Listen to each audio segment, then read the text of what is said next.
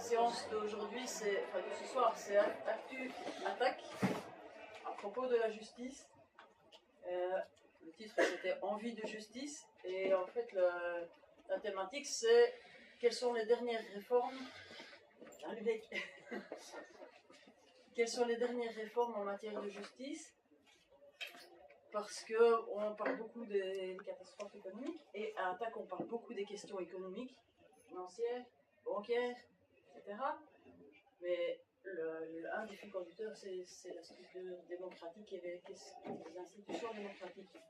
Or, en justice, c'est un sujet dont on parle relativement peu dans nos séances, et c'est quelque chose, une institution qui est fortement malmenée pour le moment, comme les autres institutions et structures démocratiques. Et voilà la raison pour laquelle on t'a invité, Leïla, pour nous donner un regard un peu plus éclairé que le nôtre sur l'état actuel de la justice et des réformes, des dernières réformes. Je voulais, avant que Leïla prenne la parole, quand même remettre les pieds dans l'actualité immédiate et donner deux petits rappels sur l'actu, puisque c'est quand même l'actu attaque. C'est d'une part CETA. On avait dit CETA fin, pas la nôtre, c'est ça le titre. On y travaille, et peut-être qu'on va arriver à éviter les tribunaux arbitraires. On rejoint le sujet du jour. D'autre part, le commanditaire de la destitution de Dilma Rousseff au Brésil est en prison, et il est en prison grâce à la justice et à un juge anticorruption. Donc c'est quand même des institutions qui peuvent faire du bon boulot. Ce gars était aussi un magistrat de je ne sais plus quelle cour supérieure. Et ça n'empêche qu'il est en prison de manière libérale pour avoir fait une corruption démesurée avec Petrobras. C'était ma parenthèse, et comme on voit dans les films, on voit comme ça les petits avant-scènes pour d'autres films. Donc, si tu veux bien, peut-être te donner la parole. Merci de m'avoir invité.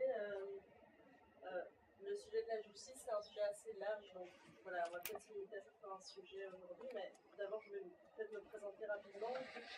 Donc, je m'appelle Leïla, je suis avocate depuis quelques années à Progress Lawyers Network, qui est un cabinet d'avocats progressistes, comme son nom l'indique. On est un collectif d'avocats qui ont décidé d'utiliser le droit pour défendre des causes qui nous semblent intéressantes, justes, autant qu'on le peut, parce qu'on est aussi soumis à des conditions budgétaires et faire rentrer de l'argent, etc. Mais dans la mesure du possible, on essaye d'allier notre travail avec la défense de certaines causes ou des activistes, des militants, des syndicalistes qui sont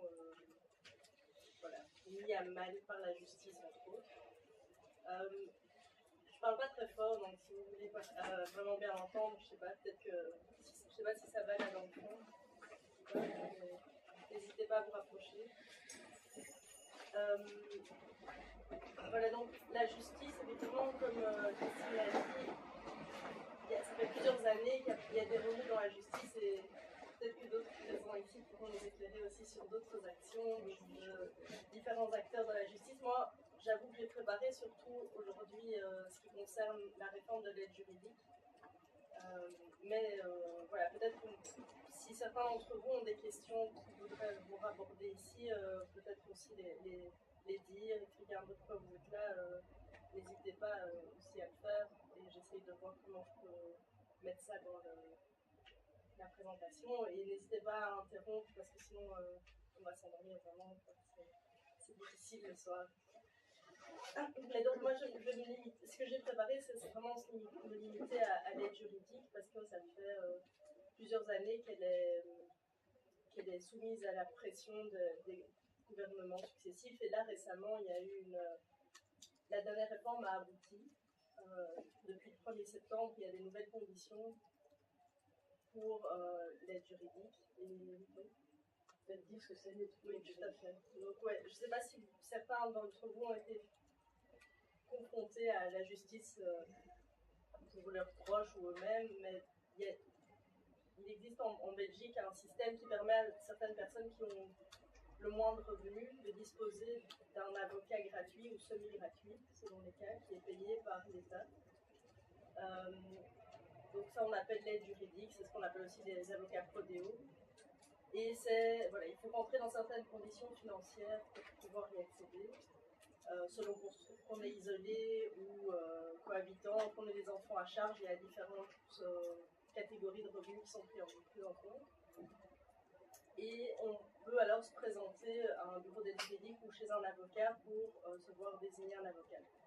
C'est pas forcément des avocats stagiaires, comme on s'imagine toujours que ce sont des avocats stagiaires qui doivent absolument faire du prodéo, comme dans les films américains où c'est des avocats super incompétents et débordés. Il y a des avocats incompétents et débordés aussi dans les avocats prodéo, mais il y a une bonne partie des avocats qui sont des avocats spécialisés, qui ont beaucoup d'années de barreau, qui font du travail vraiment, vraiment correct. Donc, on peut se présenter pour avoir un avocat et on doit voilà, prouver les revenus dont on dispose et donner plusieurs attestations si on est au CPS, si on est au CPS, si on est chômeur, si on travaille. Et donc, jusqu'à présent, il y avait des conditions financières qu'on devait respecter et différents documents à rentrer. C'est déjà pour l'avocat un travail parfois un peu fastidieux parce qu'il faut souvent voilà, les personnes sont déjà c'est compliqué les différents documents qui doivent être remplis, mais en plus bon, les personnes soit ne comprennent pas toujours très bien ou bien alors on donne des documents qui ne sont pas acceptés par le bureau d'aide juridique, donc on doit rappeler son client pour dire en fait il manque un document. Donc c'est un processus qui déjà à la base prenait pas mal de temps. Et voilà, donc ça c'est le système pour le justiciable et pour l'avocat. Une fois qu'il a fait son travail, il doit clôturer son dossier en détaillant les différentes démarches qu'il a fait, en rentrant le jugement qui a clôturé la procédure notamment. Et il reçoit par procédure un certain montant, une certaine rémunération qui est attribuée par ce qu'on appelle des points. Donc, chaque procédure se voit attribuer par l'État un certain nombre de points qui correspondent, et chaque point correspond à un montant d'argent. Là où ça devient intéressant, c'est qu'au moment où l'avocat commence à travailler, il ne sait pas combien il va être payé à la fin de son intervention.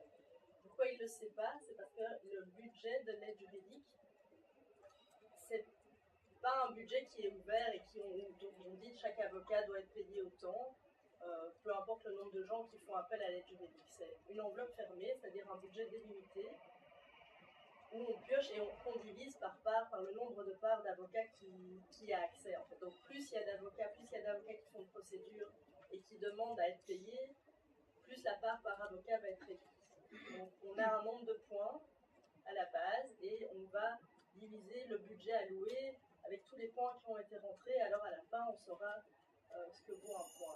Jusqu'à présent, le point était tournait plus ou moins autour de 25 €.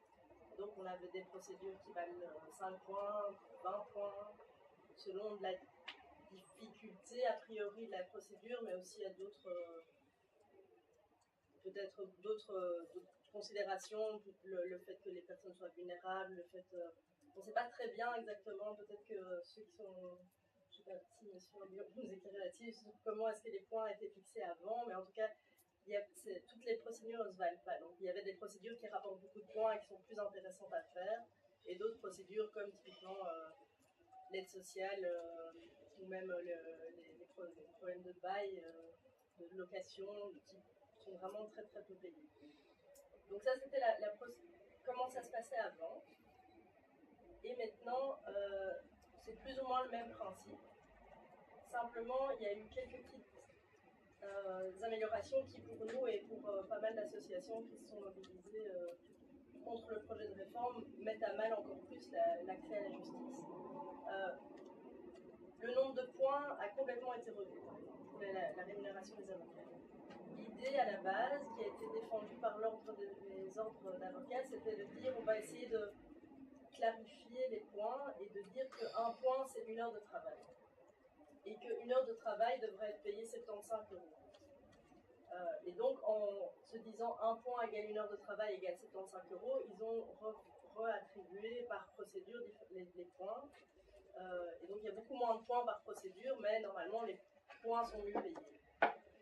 Le problème, c'est qu'il n'y a aucune assurance sur le fait que les points seront bien, 1 point vaudra bien 75 euros. Et ça, on le saura, c'est la magie, plus ou moins d'ici 1 an et demi, à partir du moment où on clôture par année judiciaire. Une fois qu'on aura clôturé pour l'année 2016, on verra, et en fonction du budget qui sera alloué, on verra ce que ça fera à la fin. Et donc nous, on a fait quelques petites projections selon que le point vaut 25 euros, 50 euros, 75 euros, pour voir un peu, en tant qu'avocat, où est-ce qu'on se situe pour chaque procédure, et on se rend compte que la majorité des procédures, on va y perdre. Et en fait, nous, on ne pense pas vraiment qu'on aura 75 euros. Ça semble vraiment, même dans les discussions gouvernementales et les discussions au Parlement, personne ne croit vraiment au fait que ça va être 75 euros. On pense que ça tournera plutôt autour de 50 euros le point. Et on voit qu'il y a beaucoup de procédures pour lesquelles les avocats seront beaucoup moins payés. Typiquement, c'est une des volontés du gouvernement, tout ce qui touche aux droits des étrangers va être bien moins payé. Et d'ailleurs, le ministre Theo Franken a dit que c'était l'une des plus grandes avancées, je ne sais plus comment il a formulé ça, mais une des plus grandes avancées en matière de migration, le fait de faire baisser le point.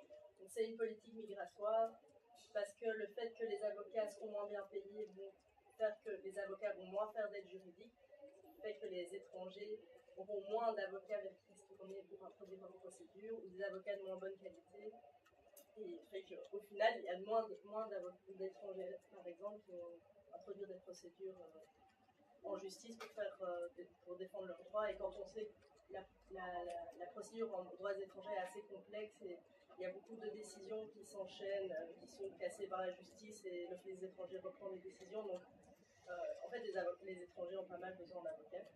Et donc ça, c'est vraiment une politique délibérée de faire baisser la rémunération des avocats pour certaines procédures. Une autre réforme qui a été instaurée, c'est le fait de faire payer chaque justiciable dans certaines exceptions, mais chaque justiciable qui demande un avocat. Donc avant, en principe, l'aide juridique était gratuite pour toute une partie de... Si on rentrait dans une certaine catégorie de revenus, mais c'est très bas, c'est plus ou moins 950 euros pour un isolé. On est dans la catégorie aide juridique gratuite et on ne devait rien payer. Là maintenant, même pour ces personnes-là, on demande une contribution financière qui sera de 20 euros pour se voir attribuer un avocat, ce qu'on appelle la désignation, un avocat est désigné. L'avocat va demander 20 euros et puis ce sera 30 euros par procédure introduite. Donc c'est minimum 50 euros pour un avocat. Ça peut sembler pas grand-chose a priori. En tout cas, ça avait l'air d'être vraiment ridiculement bas lors des débats au Parlement. Ça semblait vraiment, ça va être un montant dérisoire. Mais si c'est tellement dérisoire, alors on ne comprend pas bien le sens, ça ne va pas faire rentrer beaucoup d'argent, mais par contre, c'est vraiment pas du tout dérisoire pour une bonne partie des gens qui se présentent au bureau d'aide juridique. Je vais voir un peu ce que doit être payé. C'est 20 euros par désignation et 30 euros par procédure. Après, il y a toute une liste de gens qui sont exemptés de du paiement de cette somme. Donc il y a toute une liste, mais voilà, donc il y a une partie des étrangers qui n'auront pas à payer cette somme, ceux qui font appel à l'aide juridique pour les surendettements, donc le règlement collectif de dette, il y a toute une liste. Je peux la lire. Donc ça, c'est vraiment qui, pour nous, est une attaque aussi frontale contre le droit des justiciables, c'est le fait de faire payer cette cet accès à la justice qui est déjà pour plein d'autres raisons, le fait de devoir montrer des tas de documents, le fait que le monde juridique et le monde judiciaire, c'est un monde un peu pas du tout accueillant, le fait pour plein d'autres raisons, l'accès à la justice est déjà difficile pour toute une catégorie de la population, et là on le rend encore plus difficile en faisant payer le justiciable. Et il y a encore une autre façon de rendre ça plus compliqué, l'accès à l'aide juridique, c'est le changement, le contrôle des revenus. Donc jusqu'à présent, on contrôlait les revenus des personnes qui demandaient l'aide juridique en voyant est-ce qu'elles travaillent, est-ce qu'elles elles touchent le CPS, elles touchent des allocations de chômage ou d'autres revenus. Et il fallait prouver ces revenus. Maintenant, on va un peu plus loin et on change le nom. On dit on ne va plus contrôler les revenus, mais on va contrôler les moyens d'existence. Les moyens d'existence, en fait, c'est beaucoup plus large et c'est pour, soi-disant, combattre ce grand fléau qui est le fait que tous ces gens qui demandent l'aide juridique, en fait, sont pleins de fric. Et c'est le fameux type qui débarque au bureau d'aide juridique à bord de sa Mercedes avec une Rolex au bras et qui vient dire j'ai besoin d'un avocat. C'est vraiment une image qui a été martelée par le gouvernement, par le ministre de la Justice, vraiment tout au long du processus de réforme. Il faut lutter contre la surconsommation de la justice, et 2, contre les abus.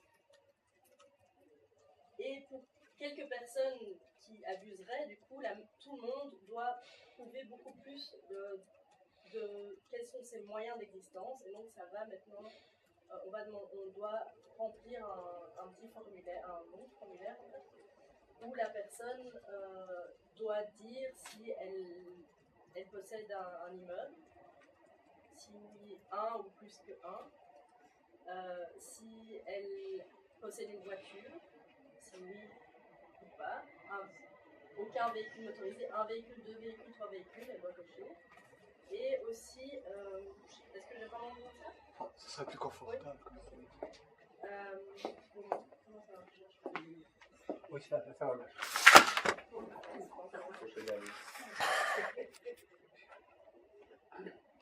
Donc, si est-ce qu'elle a une maison, est-ce qu'elle a une voiture et est-ce qu'elle a de l'argent sur un compte en banque? Si oui, plus ou moins que 5 000 euros, combien? Voilà. Et tout ça, non seulement c'est de la paperasserie en plus, parce que pour l'avocat, c'est du temps qu'il doit prendre à faire ça et pour lequel il n'est pas du tout payé, mais encore plus, c'est pour la personne des nouvelles preuves à apporter. Et qu'est-ce qui se passe si on ment et qu'on dit qu'on n'a pas de voiture alors qu'en fait on a une voiture? Est-ce que. Voilà. Ça t'embête de parler? Non, pas du tout. Et ça marche? Comment est-ce que ça marche? Non.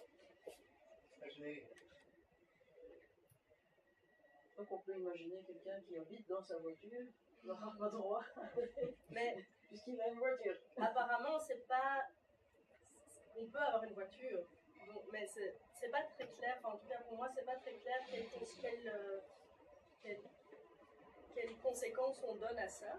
Parce que c'est pas systématiquement une personne qui a une voiture, on lui refuse l'aide juridique.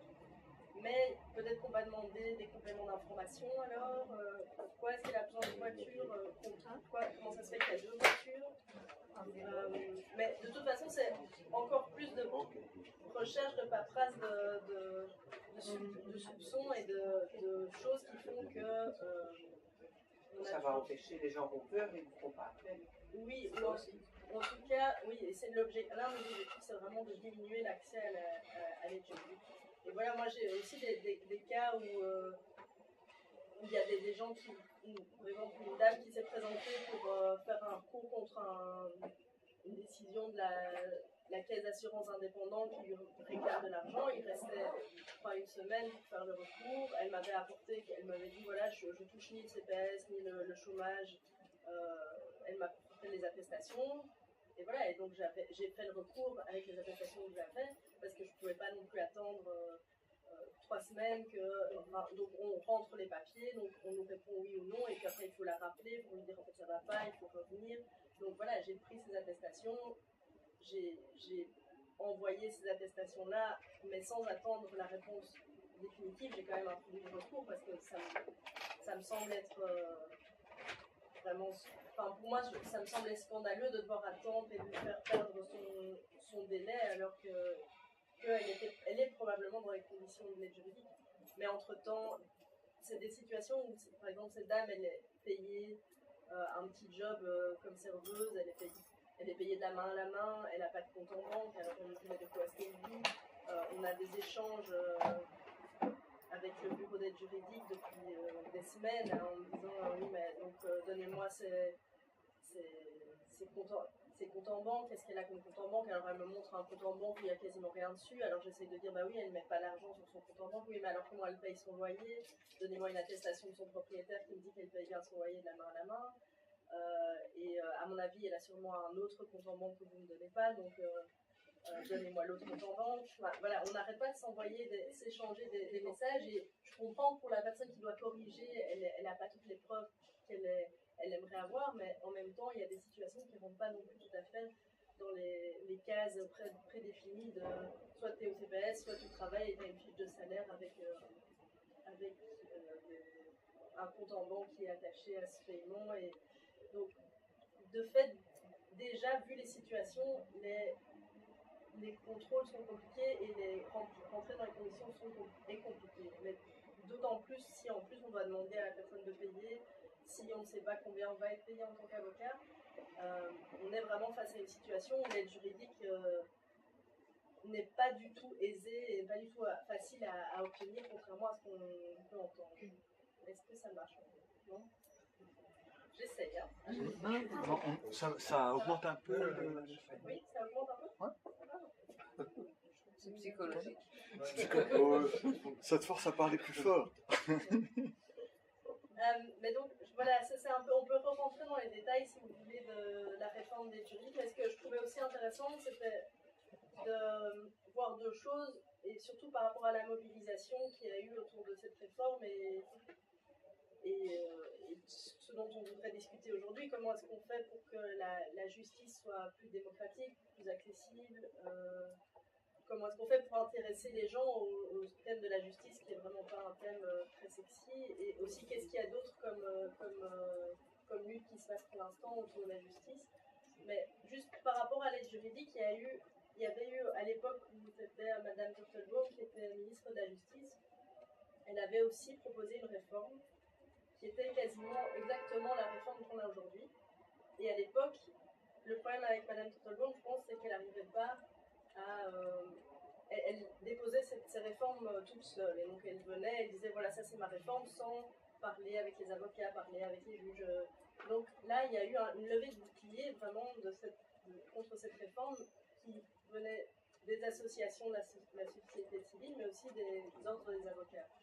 Et il y avait une énorme mobilisation contre cette réforme-là, et finalement cette réforme n'a pas abouti. Et donc quand on a vu réarriver exactement la même réforme quelques années plus tard, et on s'est dit bon ok, on recommence, en fait, on refait la même mobilisation, et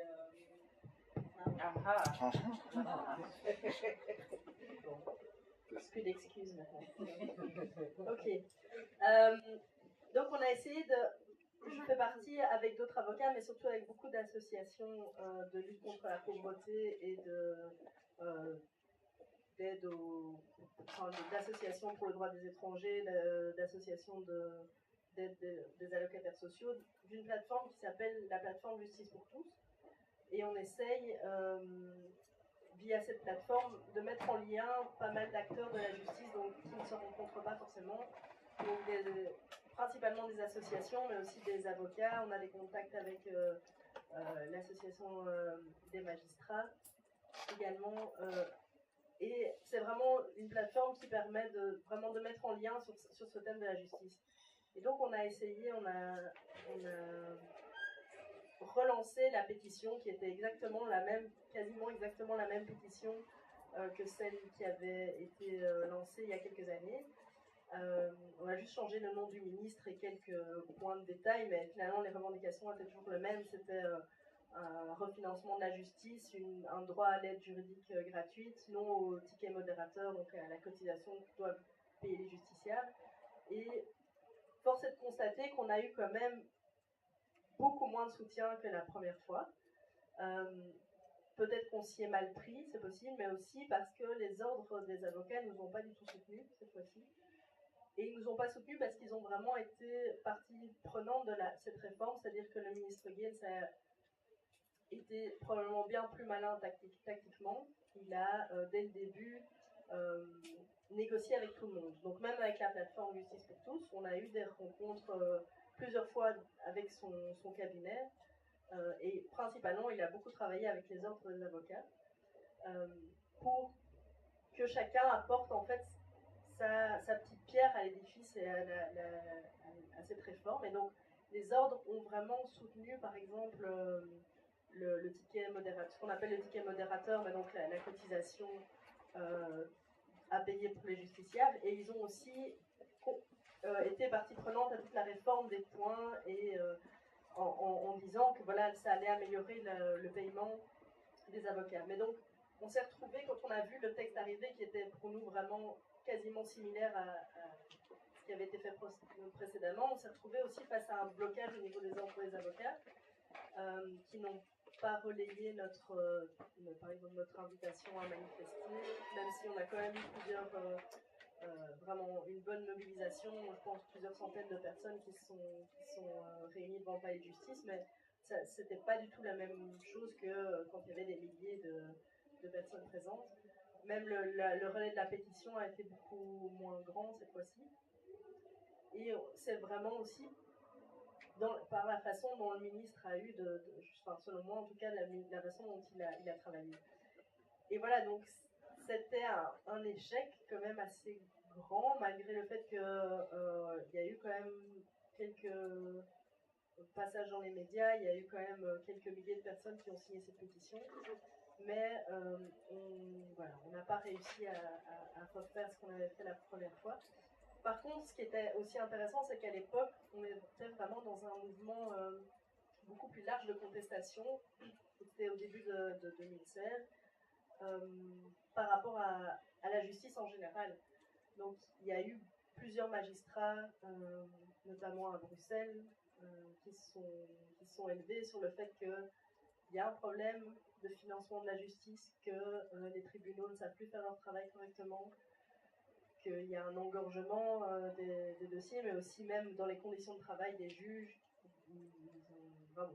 Il y a pas mal de coupes qui ont été faites dans les budgets de la justice.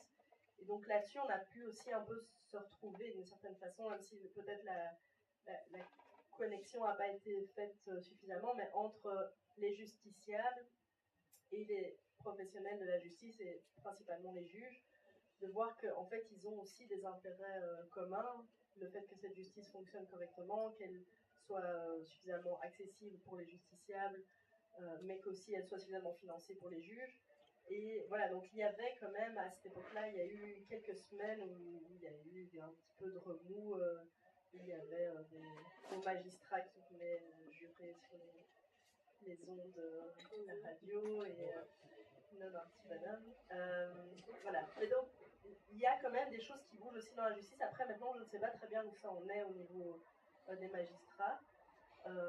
Ça s'est un peu calmé apparemment, mais pourtant il y a beaucoup de choses qui ont, de réformes de la justice qui ont eu lieu l'année passée, et c'est vrai que je n'ai pas vraiment beaucoup préparé ça par contre, donc je ne suis pas vraiment une grande spécialiste, mais il y a eu plusieurs, qu'on a appelé les pots pourris, c'est les plans du ministre de la Justice pour la réforme de certains points de procédure civile et pénale. Qui, selon nous aussi, en partie ont rendu plus difficile ou encore plus difficile l'accès à la justice parce que il y a certaines mesures de forme qui rendaient encore plus difficile pour un justiciable de se défendre éventuellement seul, mais surtout aussi au niveau de la procédure pénale, il y a vraiment un renforcement du pouvoir exécutif via des mesures d'enquête, mais aussi la procédure pénale qui est rendu par exemple plus difficile de faire appel de décisions et ce genre de choses. Mais malheureusement, je n'ai pas vraiment bien préparé cette partie-là parce que voilà, mais peut-être que à nouveau d'autres peuvent prendre leur lait. Mais voilà, donc nous, on continue avec la plateforme Justice pour tous, si vous êtes intéressé aussi de participer à la réflexion.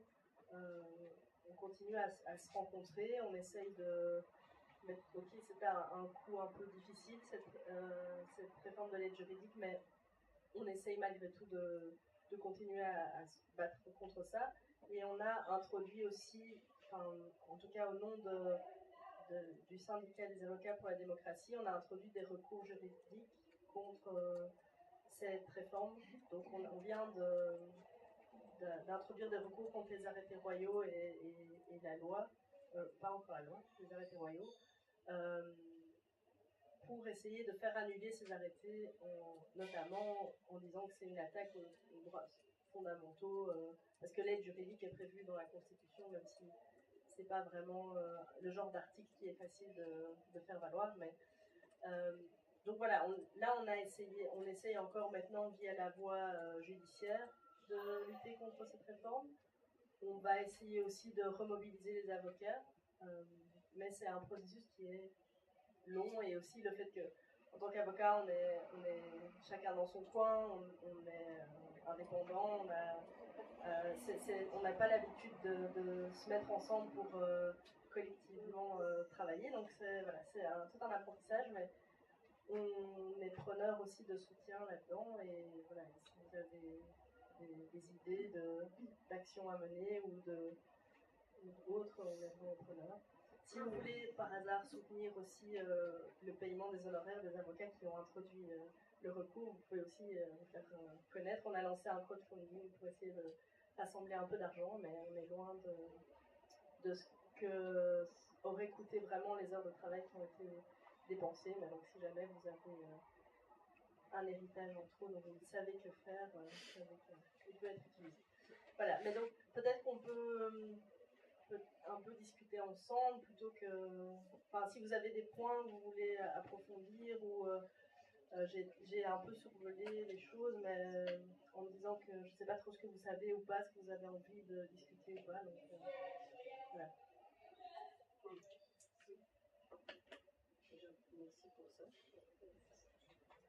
ça. Déjà, merci pour cet exposé-ci qui nous donne des repères. On va passer la parole à monsieur qui est là. Monsieur, là. Oui.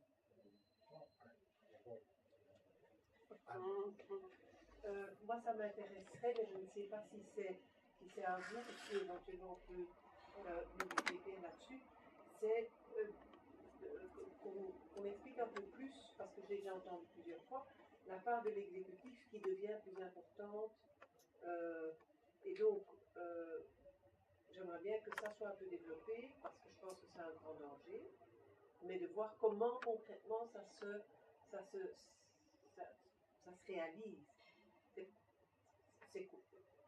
C'est dangereux que la justice ne soit pas un des trois pouvoirs et indépendant. Et donc, comment est-ce que l'exécutif manœuvre pour faire ça? Je ne sais pas si ma question est claire. Non? Là, Manuela en avait déjà parlé Oui. quand elle est venue faire sa conférence. Un des éléments, c'est le financement de la justice dont on dit qu'elle doit être autonome, et ce financement serait en fait supervisé par le pouvoir exécutif. Et ce qui a été revendiqué, c'est que la justice fasse l'objet d'une dotation qui soit contrôlée a posteriori par le Parlement. Et ça a été un des combats contre une des lois pour le tourisme. Et qui n'a pas été Il n'a pas été gagné sur le plan judiciaire. Donc c'est-à-dire que c'est encore en négociation entre les instances, les collèges des cours et tribunaux, mais pour l'instant c'est au point mort. Hein. Enfin, pour ce que j'en sais, mais moi-même je suis un peu déconnecté pour l'instant, donc je ne peux pas pouvoir donner des informations. Par contre, je voulais abonder dans le sens de Leïla à propos du montant des honoraires, parce que 75 €, moi ça me fait doucement sourire, parce que je suis inscrit au barreau en 78, et en 1990, alors qu'il y avait le bâtonnier Le Gros, Pierre Legros, a essayé de mettre en place des barèmes d'honoraires. Donc d'abord, pour permettre une certaine rentabilité des cabinets d'avocats et pour permettre au justiciable de savoir, au moment où il entame un procès, savoir à peu près à quelle sauce il va être mangé, que représente le coût du service. Eh bien, à l'époque, l'honoraire minimum horaire était de 3 000 francs, soit 75 €. On était en 1990, il y a 26 ans. Et je peux vous dire que moi, je l'ai pratiqué avec des clients de la classe moyenne, à 3 000 francs de l'heure, parce qu'il faut savoir ce que couvre une heure, si c'est une heure de prestation juridique, c'est-à-dire d'étude d'un dossier, de rédaction de conclusion, de négociation avec l'avocat de la partie adverse, de plaidoirie devant le tribunal, mais il y a aussi toutes les heures de gestion. On écrit des courriers, maintenant c'est des courriels, peu importe, on doit faire sa comptabilité, etc. Donc les 3 000 francs belges ou les 75 €, ça couvre vraiment les prestations intellectuelles, juridiques. Eh bien, à 3 000 francs ou 75 € de l'heure, on assurait à peine la comptabilité d'un cabinet d'avocats à l'époque. À peine.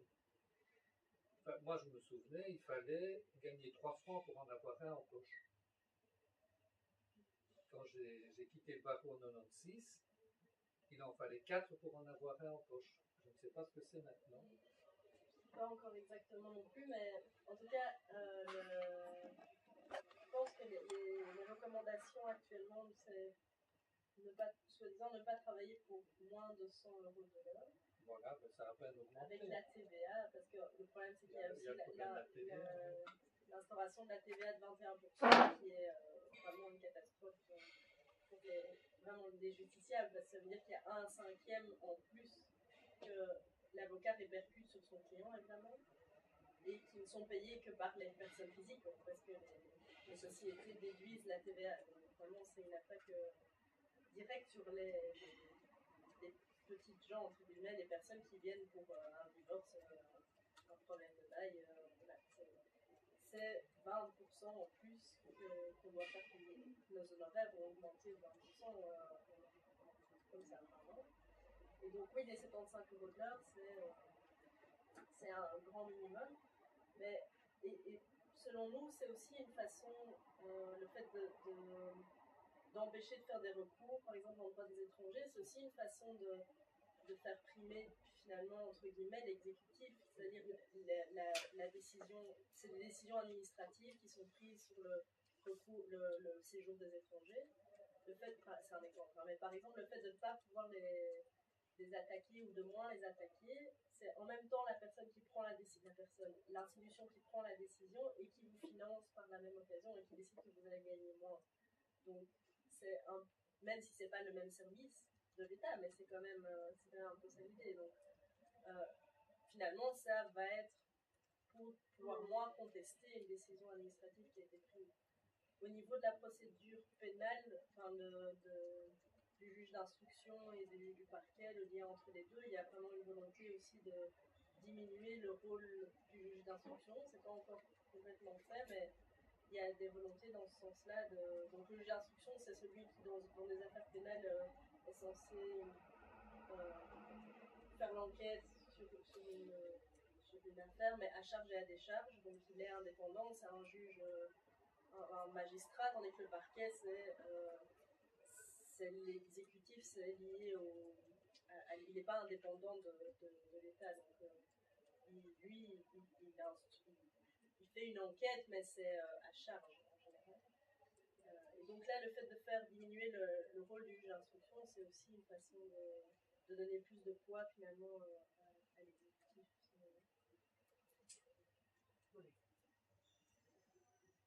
Mais bon, c'est un processus qui est en cours depuis vraiment pas mal de temps. Le juge d'instruction, c'est celui qui peut faire des enquêtes avec des mesures qui sont intrusives pour la vie privée, comme la répétition ou les écoutes téléphoniques, ce genre de choses. Et petit à petit, ça a été une possibilité de faire ces mesures sans donner tout le dossier au juge d'instruction, en faisant simplement des demandes ponctuelles tout en gardant le dossier prêt au parquet. Donc voilà, mais je pourrais vous envoyer peut-être, des documents là-dessus si ça vous intéresse, parce que je ne suis pas non plus du tout une spécialiste en droit. Il va y avoir un colloque sur le juge d'instruction organisé par l'association syndicale des magistrats qui aura lieu en janvier. Et je répercuterai l'information.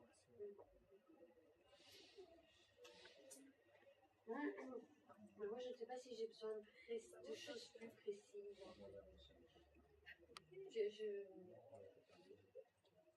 Ou alors peut-être une définition. Je voudrais savoir ce qu'on entend dans votre jargon spécifique de ce que c'est qu'un sujet de droit. Là, vous demandez quoi c'est presque une thèse philosophique. Ouais, alors on va y aller. Non, je sais pas. Honnêtement, je suis pas non plus une grande. Enfin, je sais pas, ça fait longtemps que j'ai pu étudier des trucs par cœur comme ça, mais un sujet de droit, tout le monde est plus ou moins un sujet de droit. Oui. C'est-à-dire que ce serait une personne à qui on pourrait. Qui pourrait. Bon, il y a des mineurs qui ne peuvent pas agir seuls en justice, par exemple, mais de façon générale, on peut. Un sujet de droit, ce serait quelqu'un à qui on peut appliquer le droit et qui peut le faire valoir lui-même aussi. Je dis ça parce que c'est quelque chose que j'entends à droite à gauche. En fait, il y a eu dans les histoires de défense des droits à la vie privée, et notamment dans le domaine, dans le domaine de l'informatique, des réseaux sociaux, Internet, Google, et ci et là, on défend la vie privée. Il y avait une autre personne, et notamment Antoinette Leroy, qui avait évoqué, peut-être à un niveau philosophique, peut-être que ça n'est pas le même concept que vous utilisez, mais le fait qu'un sujet de droit était, on l'était tous, que un sujet de droit c'était le fait d'être un sujet et d'avoir la possibilité, le droit et la garantie de pouvoir s'énoncer par soi-même. Et du coup de rendre compte de sa propre singularité et notamment au regard des actes que l'on a posés et que c'était ça dans le cadre de la justice. Et qu'il y avait donc un système qui permettait au niveau démocratique que tout un chacun puisse être un sujet de droit. Donc une justice qui était indépendante, qui permettait d'être un espace où la parole de chacun peut être livrée, donnée. Elle est garantie d'être là pour être reconnue, prise en compte. Qu'il y avait aussi qu'on était sujet de droit lorsqu'on était par exemple malade et que l'on venait parler de ses problèmes de santé à son médecin. Le médecin est tenu au secret d'Hippocrate, au secret professionnel, et donc là aussi il y a un écrin pour contenir une parole entre deux qui sera prise en compte et qui fera que la personne sera en droit de pouvoir s'exprimer en tant que sujet qui va être soigné. Il y a aussi d'autres domaines, tels que le domaine des travailleurs sociaux, où il y a un secret professionnel entre l'usager ou le bénéficiaire d'aide sociale, je ne sais pas quoi, et l'assistant social. C'est aussi une profession où il y a un secret professionnel, et où donc je peux dire... Voilà. Et alors, avec Antoinette Leroy, on parlait de tout ça au niveau de l'informatique, par exemple, et elle disait, oui, c'est vrai qu'on s'est donné un max de moyens pour effectivement revendiquer le droit à la vie privée par rapport aux intrusions Internet ici et là. Mais qu'en est-il en fait de la réalité de ça? Parce que même si on dit que nos droits sont défendus, néanmoins, dans tous ces domaines-là, à plein niveau, on voit bien qu'on est en train de déconstruire les trucs, de nous préoccuper de nos salaires, de nous préoccuper de nos procédures, de nous préoccuper de ci et de là, et qu'en fait tout ça disparaît. Et donc c'est pas le droit qui disparaît, le droit d'être un sujet, mais c'est le fait même de pouvoir l'être, c'est-à-dire les espaces qui garantissent ça. Au jour d'aujourd'hui, si la mobilisation elle est moindre auprès de nos revendications, c'est parce qu'on est aussi affairé à défendre, en tant que travailleuse sociale, le fait qu'on est en train de me casser mon secret professionnel et que je ne peux pas me mobiliser à votre manif et en même temps à celle que je vais pouvoir faire. En tant que travailleuse, je ne peux pas en même temps être à la manif pour soutenir mon syndicat, qui est quand même un espace où le travailleur a aussi un espace de parole qui peut collectiviser et qui garantit que dans sa relation en tant qu'employé avec l'employeur, ce ne soit pas direct et frontal. Là aussi, c'est un espace qui tombe, mais je ne peux pas être en même temps à la manif des syndicats pour maintenir les syndicats et la négociation, et en même temps à la vôtre, et en même temps à celle des travailleurs sociaux. Et qu'en même temps, en tant que personne usagée, alors, en tant que simple sujet, je me demande où j'ai le droit et où je peux encore énoncer une parole, quand j'entends, et je comprends et je compatis tout à fait, qu'en fait, quand je pense aller voir un avocat, c'est finalement d'abord comme passer déjà devant quelqu'un qui va me demander si j'ai une voiture, combien j'en ai, si j'ai un compte en banque, si j'ai ci, si j'ai là. Est-ce que je suis face à un avocat qui va prendre ma parole et qui va me donner foi? Ou est-ce que c'est à nouveau, je ne sais pas moi, un flic déguisé qui vient faire une enquête sur mon compte? Enfin, en tout cas, il y a, voilà. C'est un des éléments, en tout cas, des éléments que vous énoncez, c'est un des éléments qu'on conteste aussi, parce qu'en tant qu'avocat, on fait vraiment du travail de contrôleur qu'on n'a pas forcément à faire et qui est correct. Mais et là, voilà. Et là, vous avez un propos, je dirais, d'avocat, mais vous avez exactement le même propos qu'un travailleur social qui me dit aujourd'hui, moi je suis pas là pour contrôler les gens et aller voir si effectivement. C'est pas ça que je dois, c'est pas ça ma mission, ma vocation, ma motivation à être travailleur social. Alors c'est ce fil-là que moi j'ai envie de tisser, de rejoindre, quoi. Et je me dis que pour le moment, on est en train aussi de casser ces dynamiques d'être ensemble, il y a plus de justice pour tous, donc j'adhère tout à fait à... Mais ça devient difficile de rassembler tout ça. Je vais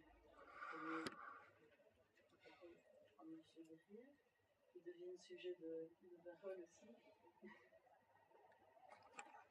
C'est plus général parce que on observe ces lois, ces nouvelles petites lois administratives dans beaucoup de pays. Les pays de l'Ouest, le Canada, les États-Unis, beaucoup, en Israël, pour réduire les droits individuels de chacun. Et je vois ici en Belgique, il y avait déjà toutes des petites étapes administratives pour exclure plus en plus de gens du chômage qui se trouvent même plus bas économiquement et avec leurs droits.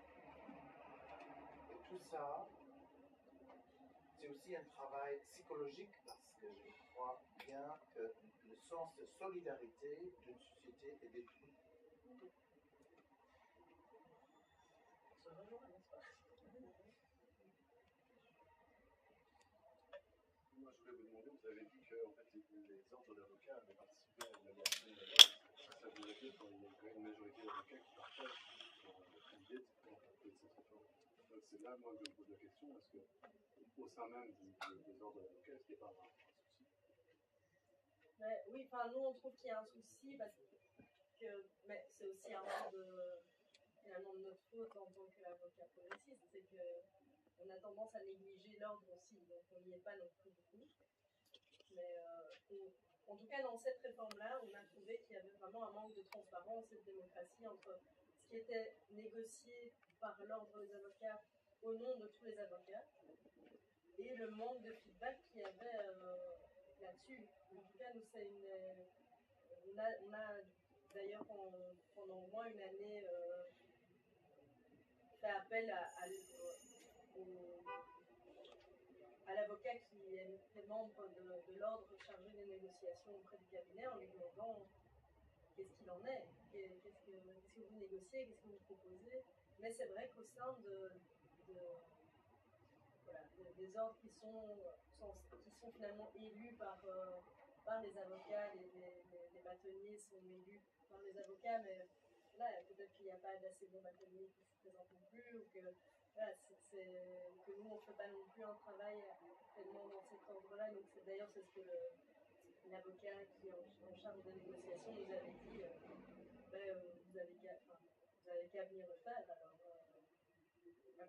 Donc, l'ordre des avocats, c'est un peu comme le gouvernement belge, on le dit, mais on peut ne pas être d'accord avec le sujet. Enfin voilà, c'est jamais que ça, une sorte de représentation qui se présente pour être à l'ordre, qui les élit, qu'est-ce qu'ils décident et quel contrôle nous on a en tant qu'avocat sur ce qu'ils prennent comme décision. Voilà. En tout cas, c'est sûr qu'il y a une partie des avocats qui est pour, par exemple, le paiement par le justiciable d'une partie des honoraires. Parce qu'il y a beaucoup d'avocats qui sont aussi d'accord avec cette idée que les pauvres consomment trop de justice, quoi. Alors qu'il y a plein d'études, enfin plein, en tout cas il y a des études qui montrent que c'est le contraire, qu'il y a vraiment une sous-consommation, que beaucoup de gens, en fait, on parle beaucoup des dépenses en allocation sociale, mais on ne fait pas la balance avec tout ce que l'État économise parce que les gens ne font pas appel, n'utilisent pas les droits auxquels ils ont droit. Et l'un dans l'autre, on ne sait pas très bien qui est gagnant, mais je pense qu'il y a beaucoup de sous-consommation et ça c'est un message qui passe pas du tout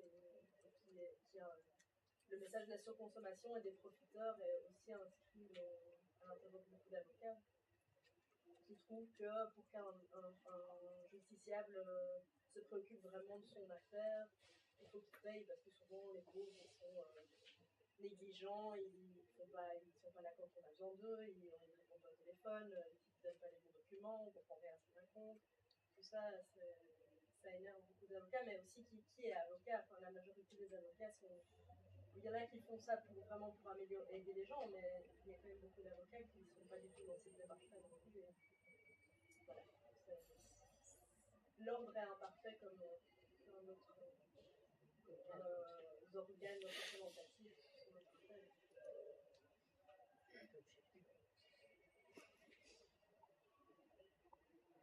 Il y a quelque chose justement qui m'a interpellée aussi, comme vous avez dit, à partir du moment où le gouvernement où ça a changé, donc c'était plus nouveau, mais par la suite, comme ils ont procédé à une concertation avec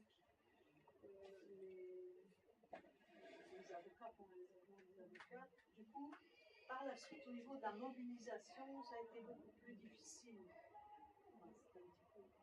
Et je suis en train de me dire que souvent, on remarque au niveau syndical aussi, par exemple, qu'il y a une bureaucratie, j'appelle ça la bureaucratie, enfin ceux qui gèrent, qui veulent avant tout la concertation.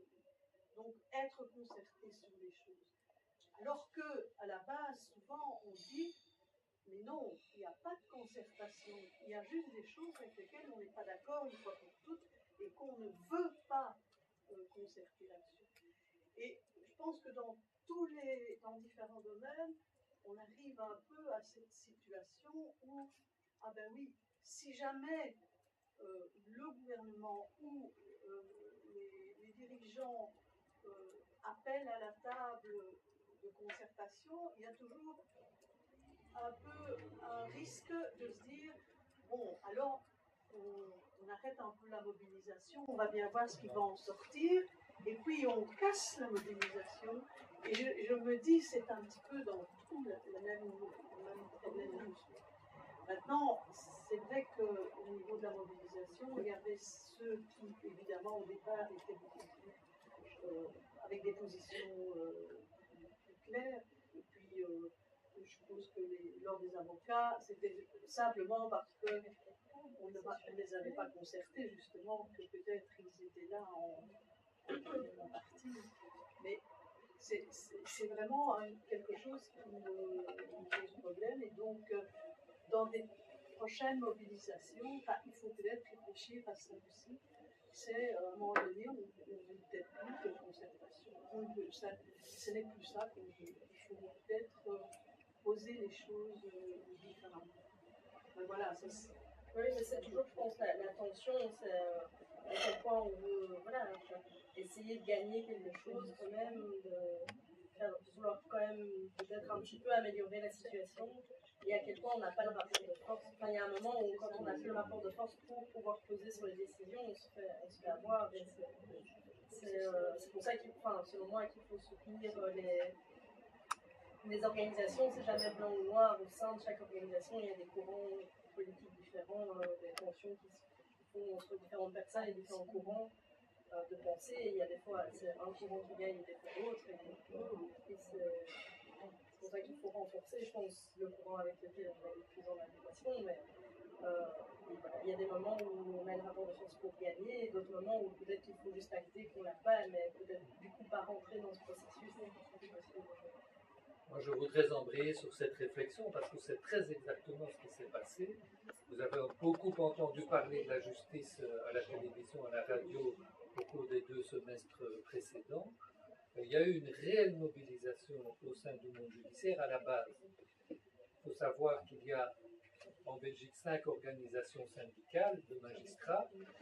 Il y a l'UPM du côté francophone, qui est l'Union professionnelle des magistrats, qui est plutôt de type corporatiste, je dirais, avec les avantages et les inconvénients que ça peut représenter. Il y a l'association syndicale des magistrats, qui est beaucoup plus orientée, qui est présidée par Manuel Acadélie, et qui est beaucoup plus orientée sur les débats de fond, l'accès à la justice, le statut de la magistrature, l'indépendance de la magistrature. Et alors, il y a 3 organisations du côté néerlandophone, dont j'ai oublié. Enfin, il y a Justitie en Maatschappij, qui est un peu le pendant de l'association syndicale des magistrats du côté néerlandophone, et 2 autres organisations. Alors, face aux mesures et aux réformes qui étaient imposées, qui étaient imposées vraiment avec un rouleau compresseur, parce que M. Gaines pratique effectivement la concertation, c'est-à-dire parler, mais qu'en fait il n'entend rien. Il n'entend rien, et simplement il essaye d'enrober les choses et de dire finalement on a concerté, donc tout le monde est d'accord avec moi. Et les choses se font en concertation.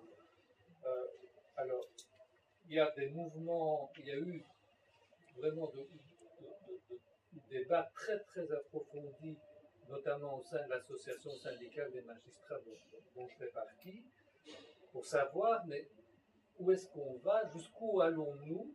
Est-ce qu'on va à la grève? Il faut dire que lorsqu'on parle de grève dans la magistrature, c'est vraiment un tabou. C'est un tabou parce que, d'une part, ce n'est pas du tout dans la culture d'une institution comme l'institution judiciaire. Et il y a aussi, comme l'a dit ma collègue Pascal Montero, on a le syndrome de la femme battue. Pourquoi? Parce que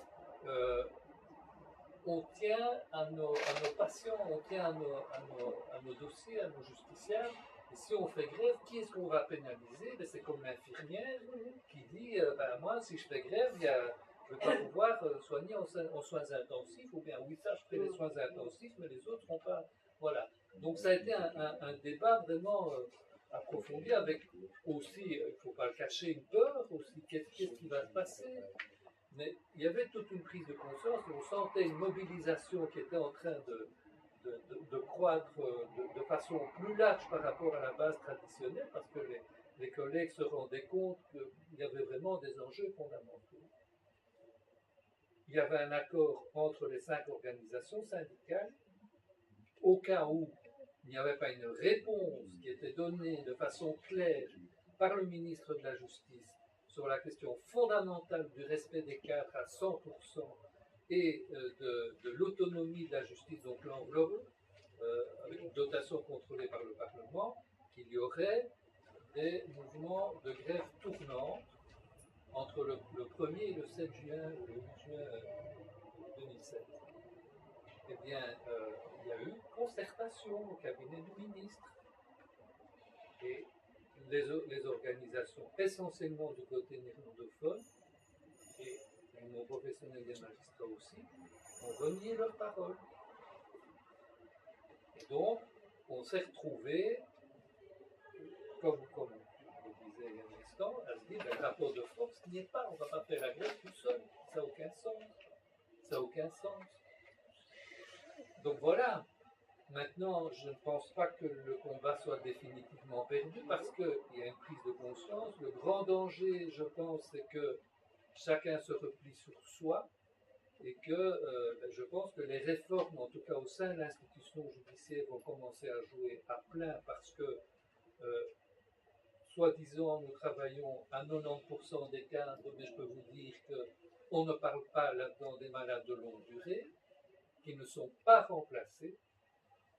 si ce n'est par leurs collègues qui doivent se répartir les dossiers des collègues malades. Et donc, la question, quand vous avez une pile de dossiers, c'est de savoir jusqu'où je vais pour traiter le dossier à fond. Est-ce que je pose une question à la Cour constitutionnelle? Ça va me prendre 3 jours de travail. Est-ce que je pose une question à la Cour de justice de l'Union européenne pour savoir si le texte qu'on veut me faire appliquer, parce que c'est la loi belge, est conforme aux droits fondamentaux? Ça va me prendre 1 semaine de travail. Je vais peut-être devoir rouvrir les débats, comme on dit, c'est-à-dire reconvoquer les avocats pour dire voilà, cette question n'a pas été débattue, mais elle me semble importante, et faire revenir, là je pense à un cas très concret, une avocate qui travaille entre guillemets prodéo, qui défend une étrangère en séjour illégal qui a un problème médical majeur, lui dit ben voilà, il faudra revenir à l'audience, Bruxelles-Liège, et ça, elle vient lui mettre sa poche. Hein. Donc, alors, moi j'ai entendu Raoul Edebeau parler de justice de classe par rapport à l'affaire de Julie et Mélissa. Je trouve que ce qu'il a dit était extrêmement maladroit et injurieux aussi pour les magistrats de l'époque qui se sont battus pour essayer de trouver la vérité avec toutes les failles et tout ce qui s'est passé. Mais justice de classe, pour moi, oui. Justice de classe quand il n'y a pas un égal accès à la justice et quand on doit commencer à se dire mais est-ce qu'on va pouvoir ordonner une expertise parce qu'il y en a déjà une autre qui est négative mais l'expert n'a pas répondu à tous les points sur le plan médical, est-ce qu'on va ordonner la désignation d'un collège d'experts? Ça coûte beaucoup plus cher, etc., etc. Parce que non seulement c'est vrai que ça coûte en matière de frais de justice, mais ça coûte aussi en honoraire. L'avocat qui vient et qui plaide son affaire, et puis on dit, ben voilà, il y a expertise, et puis on pose une question à la Cour constitutionnelle ou à la Cour de justice, qui revient 2 ans après. Hein. En attendant, il ne touche pas ses honoraires, ou je ne sais pas trop, moi, je suis avocat depuis longtemps. Mais... Donc c'est là, c'est dans vraiment... Tu parles de sujets de droit. Oui, nous sommes tous sujets de droit de par notre naissance.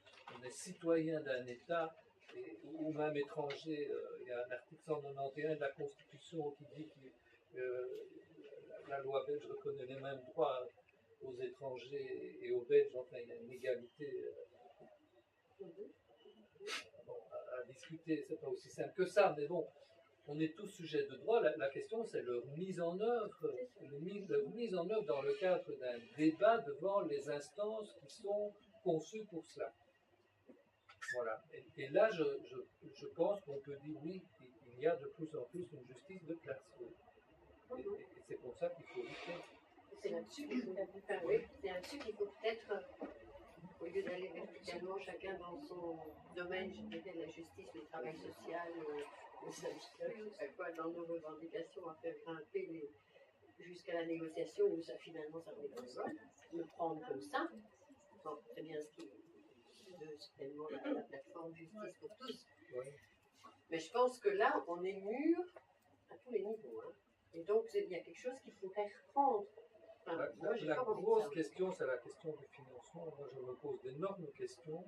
Parce que je crois qu'il n'y a plus rien à attendre. Personnellement, je pense qu'il n'y a plus rien à attendre de l'État tant qu'il n'y aura pas un rapport de force global qui va faire changer les choses. Il n'y a plus rien à attendre de l'État. Donc, moi, une réflexion que je vous livre comme ça, mais je me demande s'il ne faut pas commencer à essayer de trouver des réseaux alternatifs de financement. Moi, je pense notamment que les organisations syndicales devraient pouvoir avancer plus loin dans la défense en justice, qu'elles assurent pour l'instant uniquement dans les domaines de droit du travail, mais je pense aussi que, et pour les travailleurs syndiqués, une fois qu'on est chômeur, très souvent, les syndicats n'interviennent plus. Et là, il y a un immense travail à faire. Je ne sais pas.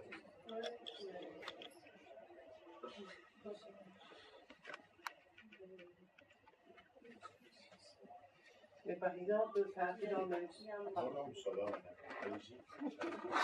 mais par exemple, de la même façon que tu dis enfin, le problème financier, quand vous parliez que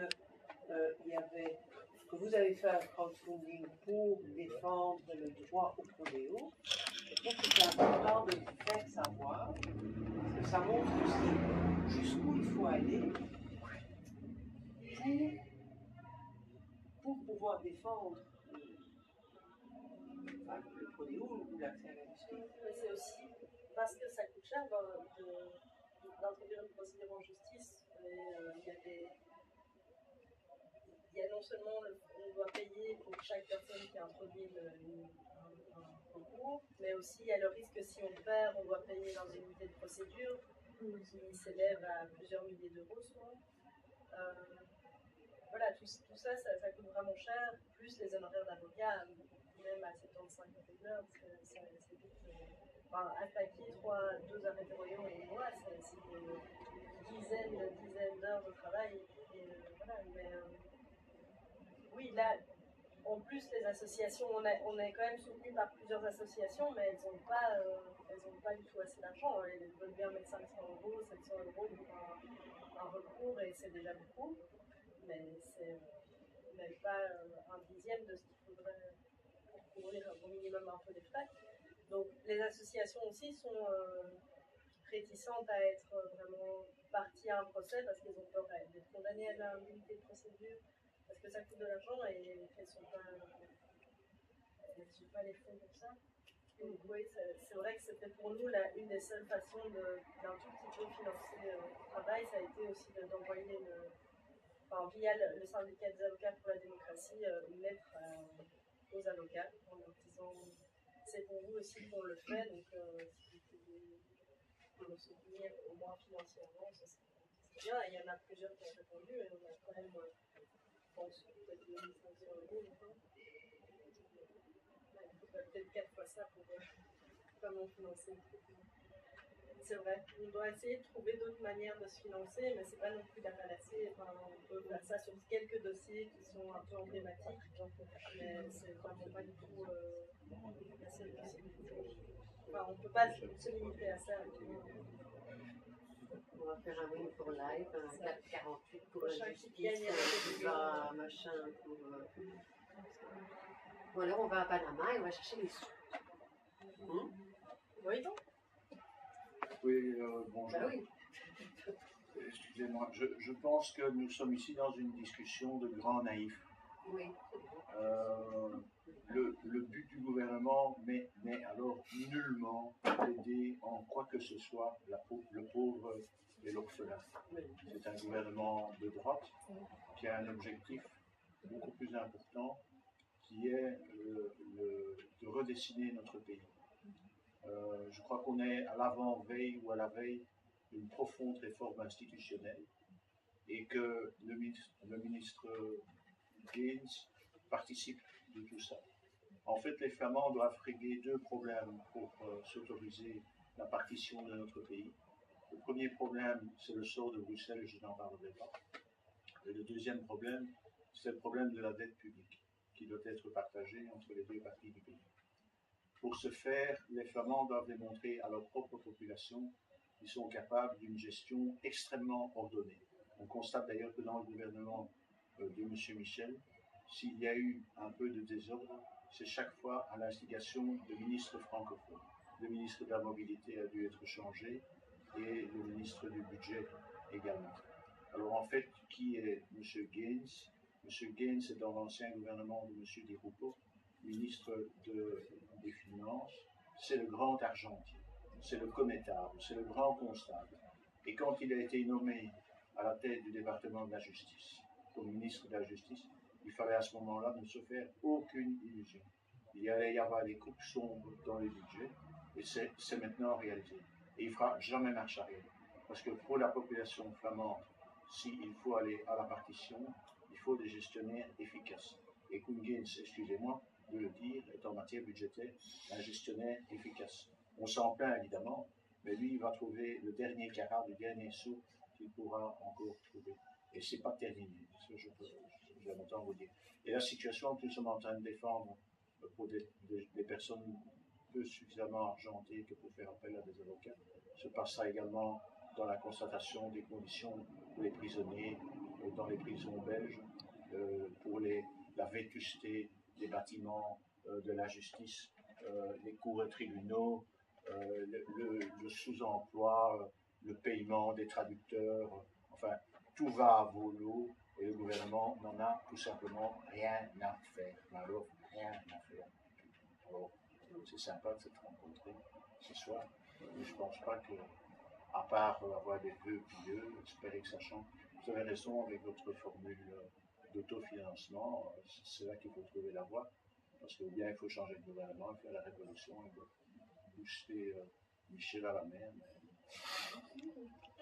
Et c'est pas un problème national, parce que ça se passe globalement en même temps en Amérique Nord, Amérique Sud et en Europe centrale, Nord, Sud et Ouest. Ouais, je pense fondamentalement que c'est effectivement pas quelque chose qui est lié à la Belgique et que c'est vraiment une vision néolibérale de la justice, comme on voit le ministre veut aussi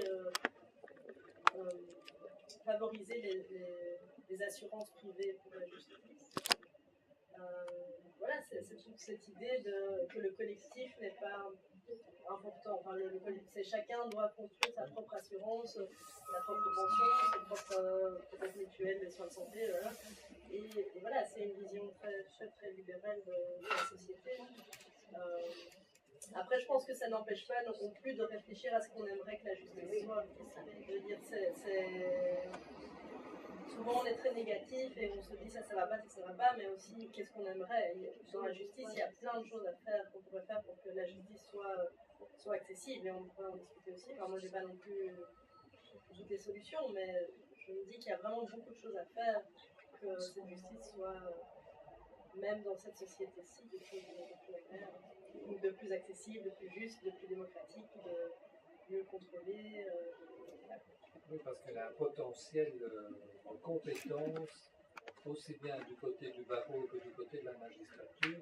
Il y a des gens qui ne demandent qu'à faire avancer les choses, hein, et qui ont des idées, qui ont des... Mais le problème, c'est qui ont des projets aussi, mais c'est vite étouffé, vite par manque de moyens, par manque de mobilisation. Il y a le problème du rapport de force. En termes de rapport de force, je peux aussi, pour répondre à monsieur, moi je crois qu'on n'est pas du tout des naïfs. On sait bien que gouvernement égale gouvernement du patronat des finances. Je crois que de plus en plus de gens en ont conscience. Deuxièmement, il y a un certain nombre d'années, quand on a vu venir le TTIP et le CETA, etc., beaucoup de gens ne voyaient pas ce que c'était. Ils entendaient, parce qu'il y avait quand même quelques personnes qui alarmaient, mais il n'y avait pas nécessairement tout de suite un écho dans la population. Mais pourquoi? Je me demande. Et je vous demande aussi. Oui, attendez. Et puis petit à petit, à force de continuer à expliquer, mais de continuer aussi à agir et à faire des actions, petit à petit, on voit quand même, aujourd'hui, par ce qui s'est passé, qu'il y a un certain rapport de force possible pour faire peur, quelque part. Et je crois que beaucoup ont quand même saisi qu'on peut gagner des choses. Mais pour gagner et faire un rapport de force, eh ben, il ne faut pas retourner chacun dans sa maison et puis ou chacun dans son petit coin. Je crois qu'il faut vraiment petit à petit regrouper toutes ces énergies et avoir des cibles. Et moi, je crois qu'actuellement, il y a une cible qui est assez claire, quoi. Enfin, voilà. Je pense que tout ce qui est en train de se faire, dans tous les domaines. Bientôt, enfin de plus en plus aussi, on parle du domaine de la santé, on parle de cette possible privatisation de tout ce qui sera soins de santé, on parle par rapport à l'éducation, donc dans tous les domaines, les gens commencent à prendre vraiment conscience de ces répercussions de ce système néolibéral et qu'à travers un gouvernement comme on a aujourd'hui, et peut-être d'autres après, mais enfin, en tout cas, qu'on ne peut plus accepter. Et donc, il faut se mobiliser. Et le rapport de force, il n'y a pas 36 000 solutions, hein. Il est dans la rue pour moi. Il est avec l'ensemble des personnes. Et on voit des situations concrètes où on peut faire basculer